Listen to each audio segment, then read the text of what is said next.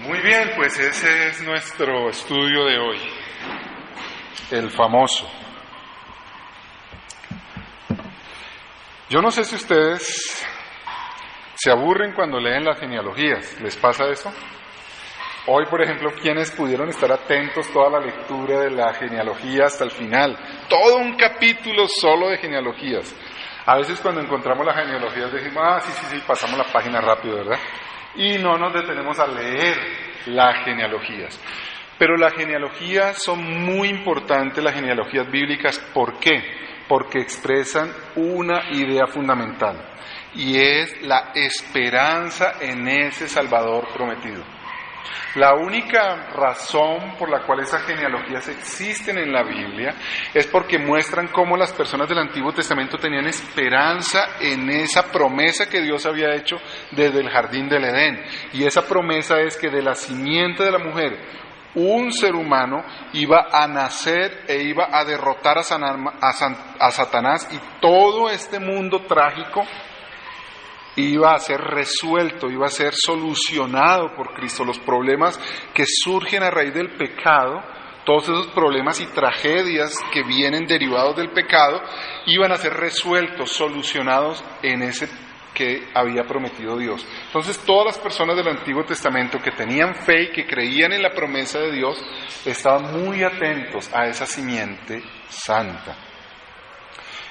Y de eso trata el mensaje de hoy, la simiente santa de Dios, Cristo, y su importancia, la familia de Dios en Cristo. Entonces, la simiente santa, la familia de Dios en Cristo, y vamos a ver 3 puntos de esa simiente o esa familia santa de Cristo. Primer punto es que la simiente santa, la familia santa de Cristo, sabe de su debilidad. La simiente, la familia de Cristo sabe de su debilidad. El segundo punto es que la familia de Cristo vive en la esperanza. La familia de Cristo vive en la esperanza. Y el tercero es que la familia de Cristo camina con Él. La familia de Cristo, la simiente santa de Cristo, camina, convive con Cristo.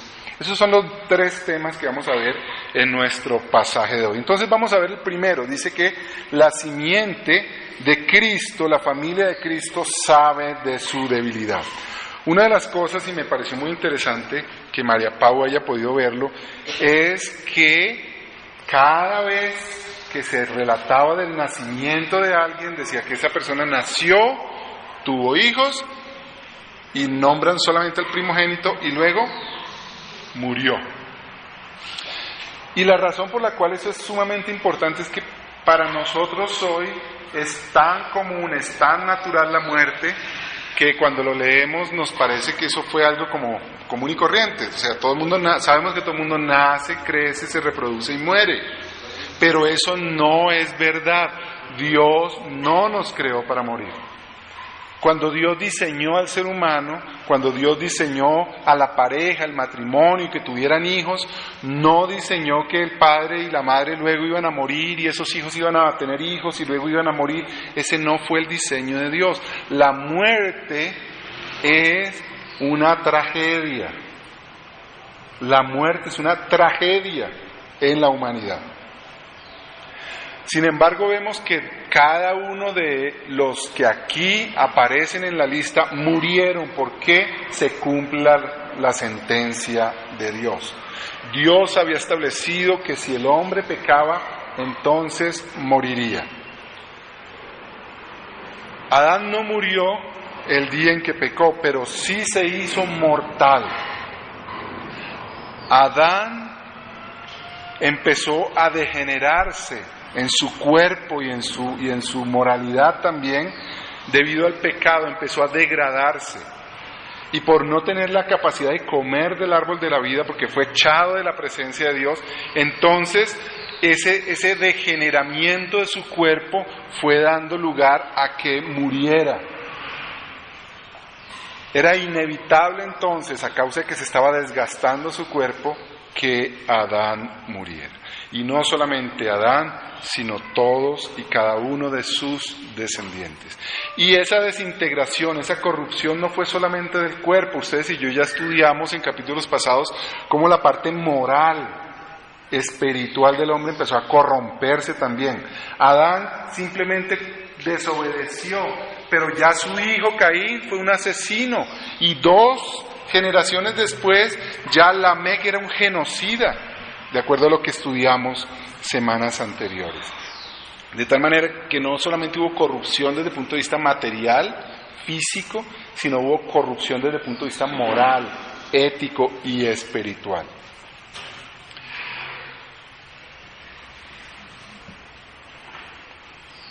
Todo esto para que ustedes y yo como familia de Dios, familia de Cristo, empecemos a enseñar a nuestros hijos lo terrible que es el pecado y lo terribles que son las consecuencias del pecado. Si para nuestros hijos no es grave pecar, ellos van a ir por el camino de la desobediencia y el fin de ellos va a ser la muerte eterna.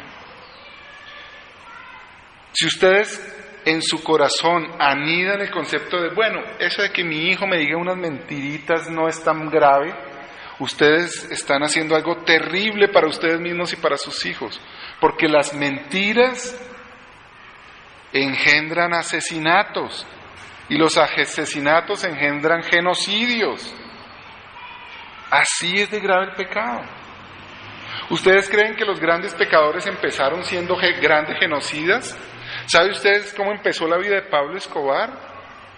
Él no empezó siendo un genocida poniendo un avión en una bomba en un avión. Él empezó simplemente robando lápidas. Y de pronto los papás dijeron, bueno, pero ¿qué pasa? ¿Qué tan grave es si le roban a un muerto? Si a un muerto no le falta nada, esa lápida ni le pone ni le quita. Así empezó Pablo Escobar. Y si los padres no lo corrigieron y no lo disciplinaron, miren dónde llegó él a terminar. Lo segundo que podemos ver en cuanto a la debilidad que nosotros como creyentes debemos entender es la debilidad del orgullo, de la soberbia, de la altivez. Aquí lo podemos ver en la manera en cómo se compara la simiente, la familia de Satanás respecto de la familia de Dios. La familia de Satanás, encabezada por Caín, era soberbia. No sé si ustedes se acuerdan en la lectura de la semana pasada, cuando Caín fue echado de la presencia de Dios, él tuvo un hijo y lo que él hizo primero fue edificar una ciudad, empezó a construir una ciudad. Y lo que hizo fue ponerle a esa ciudad el nombre de su hijo. Va a ponerle el nombre de mi hijo porque mi hijo va a ser un hombre grande, importante, poderoso.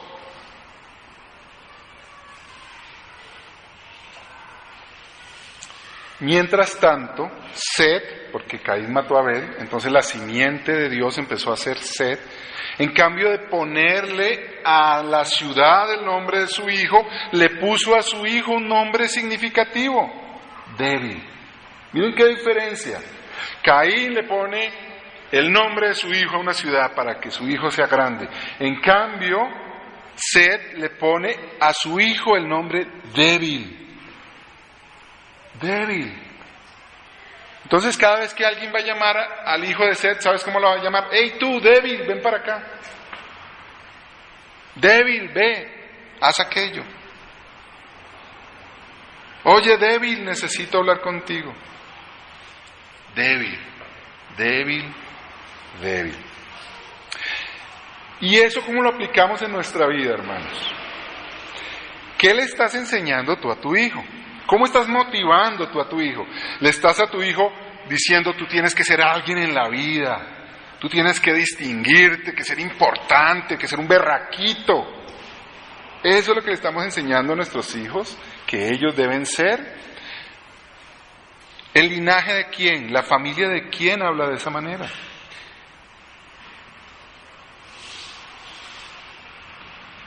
¿O le estás diciendo a tu hijo, mira, confía en Cristo, aférrate a Cristo. Tú no puedes, pero Cristo puede. Sujétate a Cristo. No sientas que tú eres el importante, es Cristo el importante. Y no estás aquí para ser tú el que te distingas, sino estás tú para que Cristo sea distinguido y sea exaltado. Y tú no eres nada, tú eres débil. No confíes en tus fuerzas, no confíes en tus capacidades, no confíes en tu inteligencia. Confía en Cristo, estudia la palabra de Dios, que sea Él quien te guíe, porque tú no eres capaz de guiar tu vida por un buen camino. Solo si Cristo está contigo, Él te capacita, pero tú eres débil. ¿Cuál de las dos voces están escuchando nuestros hijos?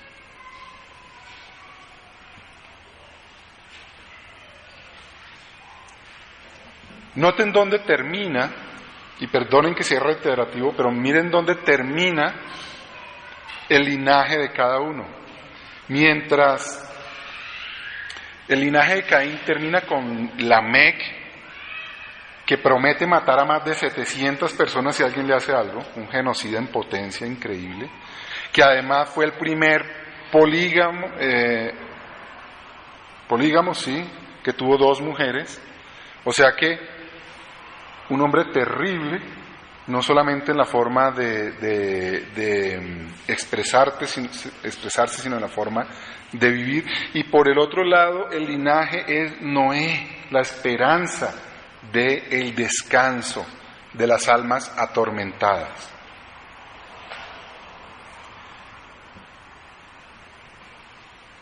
¿Desde cuándo tú vas a hablarle a tu hijo acerca de estas cosas, de qué simientes son?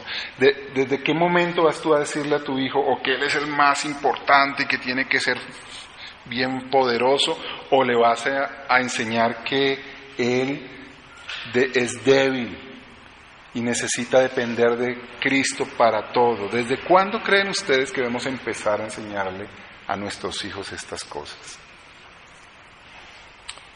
Creo que desde el vientre de la madre. Entonces espero que ustedes lo estén haciendo. El segundo punto es que la simiente de Cristo vive en esperanza. Si ustedes recuerdan, en el capítulo anterior dice que a partir de Set, cuando él tuvo a su primer hijo, Enos, a quien le puso el nombre débil, ¿qué pasa cuando alguien se siente débil? Empieza a pedir ayuda a otro. Y fíjense que desde Enos en adelante los hombres empezaron a invocar a Dios. Si usted educa un hijo autosuficiente, que sea autosuficiente, pues él no va a necesitar a nadie. ¿A quién va a necesitar si es autosuficiente? A sí mismo. Lo único que yo necesito es a mí, tener confianza en mí mismo. Si yo creo, yo puedo. Si yo me lo propongo, lo logro. Eso es lo que va a cultivar una persona ególatra, soberbia y autosuficiente. Pero si usted educa a sus hijos de otra manera, entonces ellos empiezan a invocar el nombre del Señor. E invocar el nombre del Señor empiezan a descansar en la obra del Señor. Empiezan a descansar en Cristo. Empiezan a descansar en aquello que Dios promete y no en ellos mismos. Entonces, lo primero es que aquellos que son enseñados en su hogar a ser débiles empiezan a necesitar un Salvador. Y lo vemos en la simiente de la promesa por el nombre de esperanza que le ponen a cada uno de sus hijos. Cada uno de ellos estaba deseando fervientemente que naciera ese Salvador. El entendimiento de su necesidad básica era que necesitan un Salvador. No que necesitan ser más fuertes y poderosos y subirse encima de los otros para que nadie los derrote, no, sino que realmente desean y necesitan un Salvador. Y necesitan un proveedor, porque el que es autosuficiente no necesita un proveedor, él mismo se provee. Pero el que no, el que sabe que es débil, que no es suficiente, él entonces empieza a depender de otro para que sea otro quien le provea, y la inteligencia, la dirección, la moralidad, la busca en otro y no en sí mismo. Pero segundo, hay una esperanza respecto a las cosas difíciles y duras de la vida. Notemos cómo al final del linaje de Set se nombra a Noé y le dice este padre a Noé, él va a darnos descanso. Lamec, pero el Lamec de la descendencia de Set, le coloca a Noé este nombre y dice, este niño nos dará descanso de nuestra tarea y de nuestros penosos trabajos en la tierra que Dios maldijo. Hermanos, este mundo es duro, hay muerte, hay desastres naturales, hay ruina, hay enfermedad, hay guerras, hay conflictos. ¿Y qué le vamos a enseñar a nuestros hijos? No importa si tú tienes cáncer, ponte la mente positiva, que con la mente positiva tú vas a sacar el cáncer de tu vida. Si viene un tsunami, no te preocupes, con la mente positiva tú vas a salvarte del tsunami. Tú nunca vas a estar en ruina porque tú eres un berraquito y vas a saber qué vas a hacer en la vida y nunca te va a ir mal en los negocios porque vas a ser tan hábil que nunca vas a padecer necesidad. Eso proclamaría el autosuficiente. El que depende del Señor dice, mira, Jesucristo es tu Salvador. Y si Él te da una enfermedad, Él te la puede quitar, y si no te la quita no importa, porque vas a estar con Él por la eternidad. Para ti lo más importante es estar con Cristo. Cristo es el héroe que ha hecho que tu vida ahora sea una vida en la que no puede haber malas noticias. Todas las noticias son buenas. Si viene un tsunami, pues más rápido vas a estar con el Señor. Gloria a Dios. El Señor te dará escasez, pero siempre te proveerá. ¿Por qué? Porque Él ha prometido que Él provee a los suyos. No te dará riquezas, no te dará lo que tú quieres, pero siempre te dará lo que tú necesitas. Descansa en el Señor. Tú eres débil, pero el Señor que tú tienes es un Dios fuerte y todopoderoso. Descansa y depende en Él, en Cristo. Entonces, ¿qué pasa cuando enfrentamos la vida? A la persona que le enseñaron a ser autosuficiente, cuando llega una enfermedad que él ni con su dinero, ni con sus habilidades, ni con su inteligencia, ni con sus títulos universitarios, ni con su poder puede vencer, ¿qué le va a pasar a esa persona?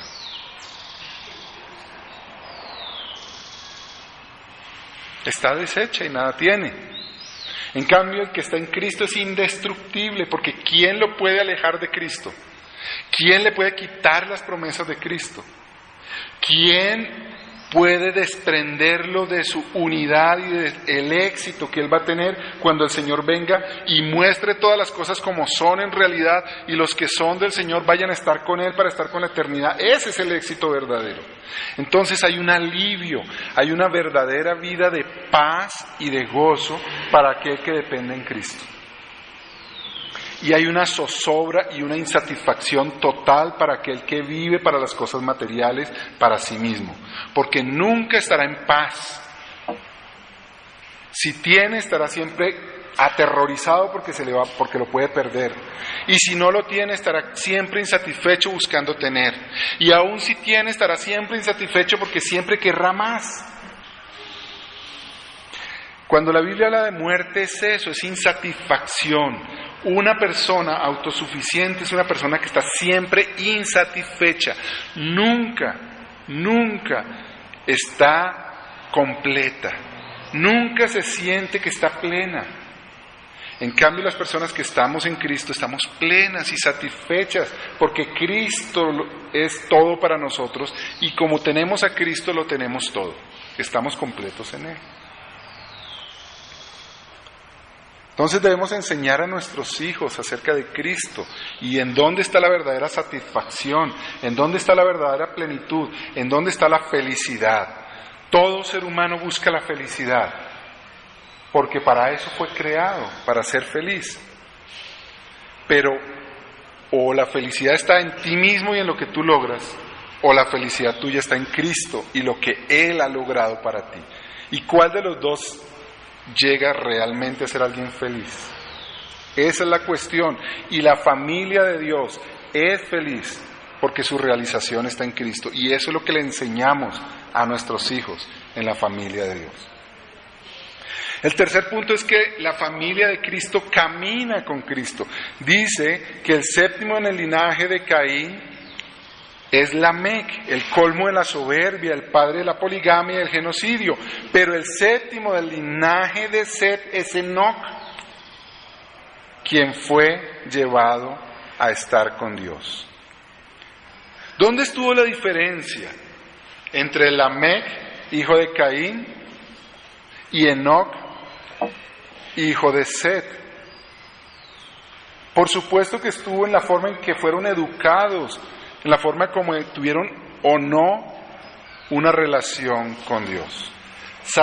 Caín, fue expulsado de la presencia de Dios, salió de la presencia de Dios, nunca más volvió a estar en la presencia de Dios y tampoco quiso estar en la presencia de Dios, jamás se arrepintió y les enseñó a sus hijos lo mismo, que estuvieran lejos de Dios, que no importaba a Dios, que en sus vidas podían estar sin Dios. En cambio, la familia de Set tenían a Dios, tenían a Cristo como el centro de su vida, de su existencia, de aquello para lo cual vivían.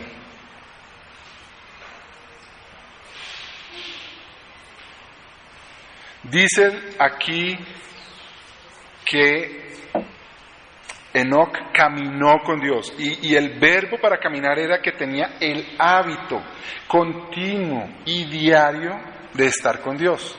Eso es lo que significa aquí en el hebreo, caminó con Dios.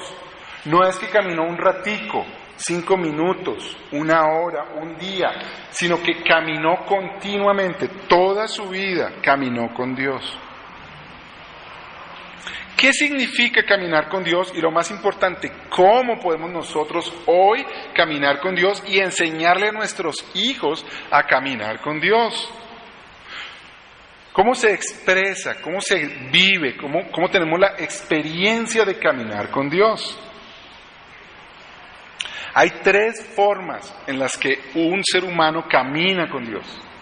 La primera y más importante es la palabra de Dios.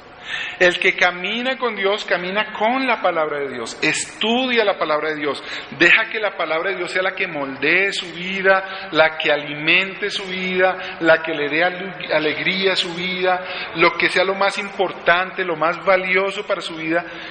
¿Y de qué habla la palabra de Dios? La palabra de Dios habla de Cristo. Entonces, cada uno de los hijos de Dios busca la palabra de Dios diariamente y específicamente en la palabra de Dios busca de Cristo y aprende cómo Cristo es su tesoro, cómo Cristo es su alimento, cómo Cristo es su placer, cómo Cristo es su satisfacción. Eso es caminar con Dios. Y como Él quiere caminar con Dios, no solamente Él, sino sus descendientes, le está enseñando la palabra de Dios a sus hijos. Y les está enseñando a sus hijos cómo encontrar la felicidad, la satisfacción y la plenitud en Cristo. La segunda es por medio de la oración. Somos débiles, tenemos luchas, aún para leer la Biblia tenemos luchas, para orar tenemos luchas. Pero la Biblia dice que podemos pedir, y por medio de la oración podemos pedir que el Señor nos dé la capacidad, la disciplina para estar estudiando la palabra de Dios, para estar orando. Pero también para deleitarnos. Si ustedes y yo oramos acerca de Dios, de su atributo maravilloso, perfecto, su plan para nosotros de salvación perfecta, si nosotros nos deleitamos en Dios y al leer la Biblia, oramos la Biblia, lo que la Biblia dice acerca de Dios, allí estamos caminando con Dios y nos estamos deleitando en caminar con Dios. Y estamos mostrando nuestra debilidad y nuestra dependencia. Eso es lo que hace un hijo. Un hijo le pide a su papá cuando necesita. Todos aquí somos hijos de Dios. Y podemos y debemos, por medio de la oración, pedirle a Dios todo lo que necesitamos. Y así mostramos nuestra dependencia en Dios y así también caminamos con Dios. Dándole gracias, por supuesto, también. En la oración damos gracias a Dios de todo lo que Él nos ha dado. Estamos caminando con Dios y estamos siendo bendecidos en una forma muy generosa por Dios cada día. Y estamos dando gracias por eso al Señor. Por último, nosotros caminamos con Dios cuando estamos en la iglesia. La iglesia es el cuerpo de Cristo. La iglesia es el pueblo de Dios. Caminamos con Dios cuando caminamos con la iglesia, cuando disfrutamos de la iglesia, cuando nos apoyamos mutuamente en la iglesia, cuando almorzamos juntos, cuando hablamos, cuando gozamos, cuando reímos, cuando nos exhortamos los unos a los otros. Caminamos con Dios cuando caminamos con el pueblo de Dios. Y por supuesto, lo más importante es el hogar, la familia. En el tiempo que nos dedicamos como esposos, que le dedicamos a nuestros hijos como padres. Pero no solamente la familia íntima, la familia más grande. En la iglesia, cuando disfrutamos de este tiempo juntos. Pero no solamente el domingo, yo espero que estemos llamándonos, animándonos, acompañándonos unos a otros, apoyándonos cuando estamos en necesidades, cuando estamos en problemas, apoyándonos, mostrándonos el amor verdadero los unos a los otros. Eso es una expresión de caminar con Dios. Por lo tanto, los hijos de Dios somos muy, pero muy privilegiados. Sabemos quiénes somos, es decir, que somos débiles, pero también que tenemos a Cristo, que es fuerte y es nuestro proveedor. Sabemos también qué es lo que debemos dejarle a nuestros hijos. No debemos dejarles la falsa y la mentirosa expectativa de que ellos sean fuertes y famosos, sino que le vamos a dejar la herencia más grande, y es que ellos pueden depender de Cristo, y de hecho dependen de Cristo, y toda su vida está sustentada por Cristo, quien es poderoso, porque es Dios. Y por último, sabemos como familia de Dios que Jesucristo está con nosotros, caminamos con Él diariamente y nuestros hijos caminan con Él. ¿No saben ustedes el privilegio que es aquel que camina con Cristo? Eso hemos aprendido hoy, podemos darle gracias al Señor, podemos también comprometernos a caminar con Él y a vivir con Él y a disfrutar de Él, como hemos aprendido hoy. Oremos. Señor, queremos darte gracias por la simiente, por esa promesa que es Cristo, pero también porque en Cristo hemos sido adoptados hijos de Dios y somos parte de la familia de Dios. Qué maravilloso es, Señor. Te suplicamos que nosotros y nuestros hijos podamos seguir llevando la familia de Dios, caminando con Dios, caminando con Cristo y exaltando el nombre de nuestro Salvador y exaltando el nombre de nuestro Dios. Y te suplicamos, Señor, que las siguientes generaciones, estamos pensando en los hijos, en los nietos, en los bisnietos, que sean familias de la promesa, que sean familias de Cristo, que sean familias que caminan con Dios, Señor. Te lo imploramos en el nombre de Cristo Jesús. Amén. Dios había establecido que si el hombre pecaba, entonces moriría. Adán no murió el día en que pecó, pero sí se hizo mortal.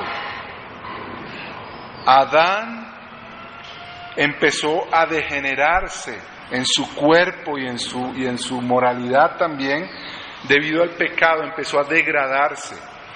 Y por no tener la capacidad de comer del árbol de la vida, porque fue echado de la presencia de Dios, entonces ese degeneramiento de su cuerpo fue dando lugar a que muriera. Era inevitable entonces, a causa de que se estaba desgastando su cuerpo, que Adán muriera. Y no solamente Adán, sino todos y cada uno de sus descendientes. Y esa desintegración, esa corrupción no fue solamente del cuerpo. Ustedes y yo ya estudiamos en capítulos pasados cómo la parte moral. Muy bien, pues ese es nuestro estudio de hoy, el famoso. Yo no sé si ustedes Se aburren cuando leen las genealogías, ¿les pasa eso? Hoy, por ejemplo, ¿quiénes pudieron estar atentos toda la lectura de la genealogía hasta el final? Todo un capítulo solo de genealogías. A veces cuando encontramos las genealogías decimos, sí, pasamos la página rápido, ¿verdad? Y no nos detenemos a leer las genealogías. Pero las genealogías son muy importantes, las genealogías bíblicas. ¿Por qué? Porque expresan una idea fundamental, y es la esperanza en ese Salvador prometido. La única razón por la cual esas genealogías existen en la Biblia es porque muestran cómo las personas del Antiguo Testamento tenían esperanza en esa promesa que Dios había hecho desde el jardín del Edén. Y esa promesa es que de la simiente de y luego murió. Y la razón por la cual eso es sumamente importante es que para nosotros hoy es tan común, es tan natural la muerte, que cuando lo leemos nos parece que eso fue algo como común y corriente. O sea, todo el mundo sabemos que todo el mundo nace, crece, se reproduce y muere. Pero eso no es verdad. Dios no nos creó para morir. Cuando Dios diseñó al ser humano, cuando Dios diseñó a la pareja, el matrimonio, y que tuvieran hijos, no diseñó que el padre y la madre luego iban a morir y esos hijos iban a tener hijos y luego iban a morir. Ese no fue el diseño de Dios. La muerte es una tragedia. La muerte es una tragedia en la humanidad. Sin embargo, vemos que cada uno de los que aquí aparecen en la lista murieron porque se cumple la sentencia de Dios. Mujer, un ser humano iba a nacer e iba a derrotar a Satanás, y todo este mundo trágico iba a ser resuelto, iba a ser solucionado por Cristo. Los problemas que surgen a raíz del pecado, todos esos problemas y tragedias que vienen derivados del pecado, iban a ser resueltos, solucionados en ese que había prometido Dios. Entonces, todas las personas del Antiguo Testamento que tenían fe y que creían en la promesa de Dios, estaban muy atentos a esa simiente santa. Y de eso trata el mensaje de hoy. La simiente santa de Dios, Cristo, y su importancia, la familia de Dios en Cristo. Entonces, la simiente santa, la familia de Dios en Cristo, y vamos a ver 3 puntos de esa simiente o esa familia santa de Cristo. Primer punto es que la simiente santa, la familia santa de Cristo, sabe de su debilidad. La simiente, la familia de Cristo sabe de su debilidad. El segundo punto es que la familia de Cristo vive en la esperanza. La familia de Cristo vive en la esperanza. Y el tercero es que la familia de Cristo camina con Él. La familia de Cristo, la simiente santa de Cristo, camina, convive con Cristo. Esos son los 3 temas que vamos a ver en nuestro pasaje de hoy. Entonces vamos a ver el primero. Dice que la simiente de Cristo, la familia de Cristo, sabe de su debilidad. Una de las cosas, y me pareció muy interesante que María Pau haya podido verlo, es que cada vez que se relataba del nacimiento de alguien, decía que esa persona nació, tuvo hijos, y nombran solamente al primogénito